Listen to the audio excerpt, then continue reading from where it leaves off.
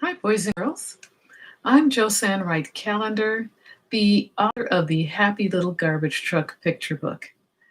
I wrote this book with my mom, Maddie Wright, and had it illustrated by Steve Fershad.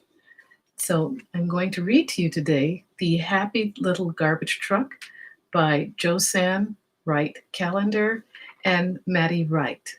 Illustrations by Steve Fershad. The Happy Little Garbage Truck.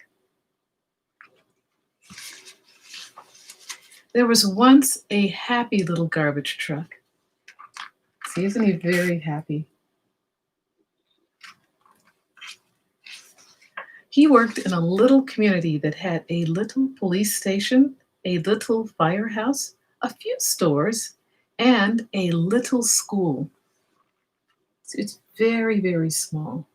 Just big enough for the happy little garbage truck.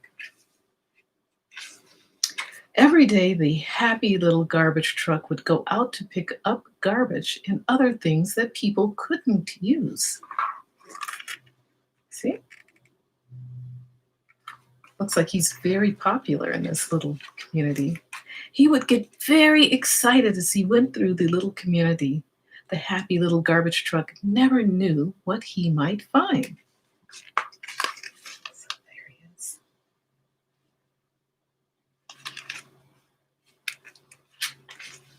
Some days he would find stacks of newspapers neatly tied. Other days he would find large plastic bags filled with rubbish. And they are just ready for him to pick up. There were days when he would even find broken toys sitting by the curb. He traveled around making everything tidy and feeling very proud about the work he was doing. And that was his job, just to pick up all of the things that people didn't want anymore and take them away to keep the city tidy and clean. The place he liked visiting the most was the little school. The children would always make him feel very important. There he is. He just got to the little school. Does this look like your school? I wonder. Well, the children would stop playing just to watch him work. This made him feel very warm inside. He would chug down old food. He would chug paper cups and chug plastic bags. There were many things that had been thrown away by the children during their snack and lunchtime. I don't know, maybe they got full and just didn't want it, or maybe the bell rang before they got to finish it. However, they loved watching him work. The school didn't have as much garbage as other places, but that was okay with the happy little garbage truck. It was his job to make the school clean and tidy too. So the children just loved watching him. Looks like they're almost waving goodbye to him as he goes down the street. Bit by bit, the little community started to grow. It became a city, and cities need more than one little garbage truck to pick up all their garbage. See how much bigger the community has grown? It's now a city, and that's huge. See, if you live in a big city, guess what they need to pick up all the garbage? They needed big garbage trucks to pick up big loads of garbage. After a while, the little garbage truck was parked in the corner of a garage. The city was just too big for him to do the work all by himself, or to do it at all.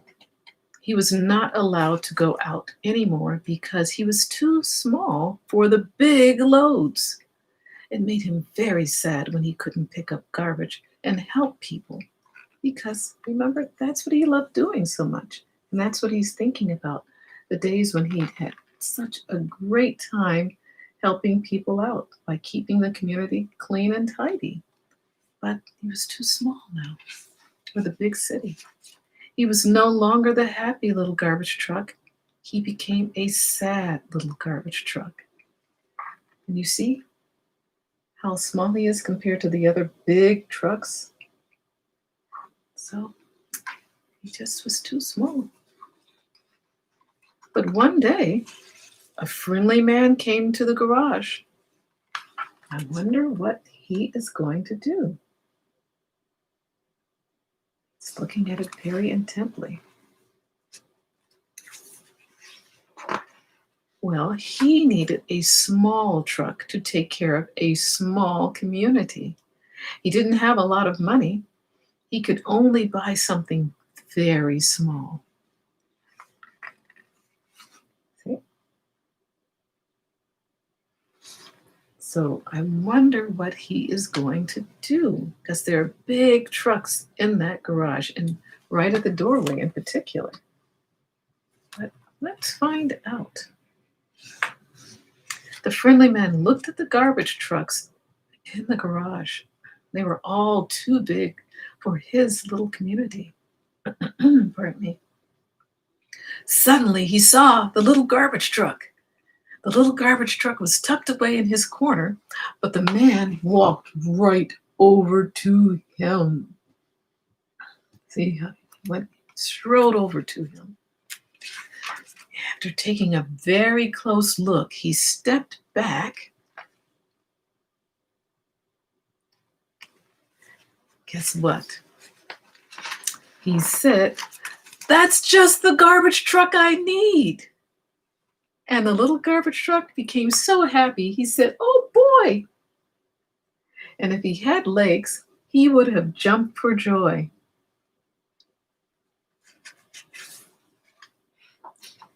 So the friendly man drove the happy little garbage truck back to his little community. And this is where they're going to have many more adventures together. So this isn't really the end of the story, because they enjoyed working to keep their community clean and lived happily ever after. It's just the beginning of a new time for the happy little garbage truck, where he's going to find out more about his city. And before I close, I was asked, how did that friendly man find the happy little garbage truck? Well, if you will remember, when he was working in the little community, people were actually watching him do his really good work. And so that's why we should always do our best work, boys and girls, because you never know who might be watching. Well, I'm going to turn back to page 6. And if you can see, very, very small, guess who was watching the happy little garbage truck do his wonderful work? Yes, you have picked him out. It's a friendly man. And I saw another page of the friendly man watching, but you can find him later on. But I'll show you one more. He just happens to be strolling down the street. So the book has a couple of other places where you could find the friendly man. However, the secret to the happy little garbage truck's success is he always did his best job. And we should always do our best job too, boys and girls, because like I said, you never know who's watching. And also it makes you feel good inside when you do your very best. So thank you so much for listening to The Happy Little Garbage Truck, read by myself, Josanne Wright Callender, the author, who wrote the book with my mom, Maddie Wright, and the illustrations were wonderfully done by Steve Fershot. So thank you very much, and I hope you have a wonderful day. Bye-bye.